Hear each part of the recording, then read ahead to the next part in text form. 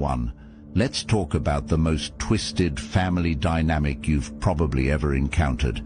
The criminal father who literally stole your money, built their entire life off your stolen inheritance, and then had the nerve to claim they made you strong, as if you should be sending them a thank you card for the trauma.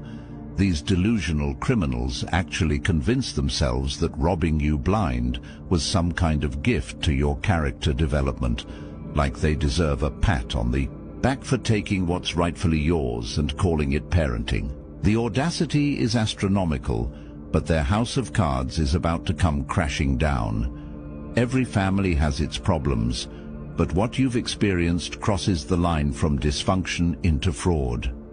The gaslighting you've endured, the financial struggles, that never made sense, the way opportunities seemed to slip through your fingers just when success was within reach.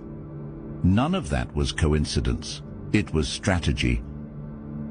Think about how many times you've wondered why your parent seems to have money for everything except helping you when you're struggling, how they can afford luxury items and comfortable living while watching you stress about rent, student loans, or basic necessities. Most people assume this is just selfish parenting, but sometimes it runs much deeper. Your father figure didn't just fail to provide for you, they actively planned your financial destruction from the beginning. While you were a child, completely dependent and trusting, they were setting up financial instruments that would benefit them at your expense. Insurance policies where they're the beneficiary, legal documents that give them control over money. That should be yours. Financial arrangements that turn your very existence into their profit center. The cruelest part involves how they convinced everyone this was normal, that parents naturally control their children's financial destiny, that your struggles build character, while their comfort is well-deserved. They created a narrative where your poverty serves a purpose, while their wealth remains unquestioned. You've probably felt crazy trying to explain to people why your family situation feels so wrong. Friends with normal parents can't understand why you don't just work things out, or why you can't rely on family support like they do. They don't realize that some parents view their children as resources to be exploited rather than people to be nurtured. The systematic nature of this betrayal explains why you've always felt like something fundamental was missing from your life. Not just money, but the basic security that comes from knowing your family has your back. Instead, you got a family that actively works against your success while claiming they want what's best for you. This part sounds like something from a crime documentary, but it happens more often than you'd think.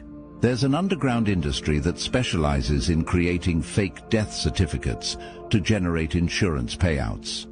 Your parent legally killed you on paper while keeping you alive in reality, the perfect criminal setup.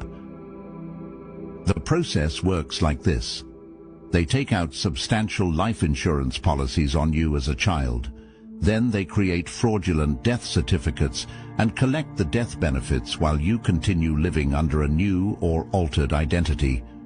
You exist in a legal gray area where you're simultaneously dead for insurance purposes and alive for tax purposes. Every dollar they collected from your death should have been invested in your actual future. Instead, it became their nest egg, the house they live in, the car they drive, the comfortable retirement they're planning, all funded by money they collected by pretending you died. Meanwhile, you struggle with student debt, housing costs, and financial instability. You might have always felt disconnected from your official identity or noticed weird inconsistencies in your legal documents, birth certificates with information that doesn't quite match what you remember, social security records that seem off, insurance policies you never knew existed. These aren't clerical errors, they're evidence of identity manipulation. The psychological impact of this kind of betrayal goes beyond anything most people experience. You've been carrying the subconscious knowledge that something fundamental about your existence doesn't make sense.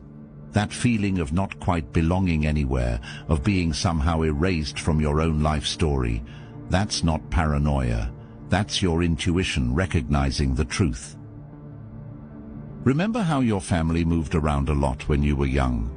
Or how you ended up living with relatives or family friends for extended periods? What seemed like practical arrangements were actually strategic relocations designed to break your connections and hide your trail. Distance from your birthplace meant distance from people who knew your real story.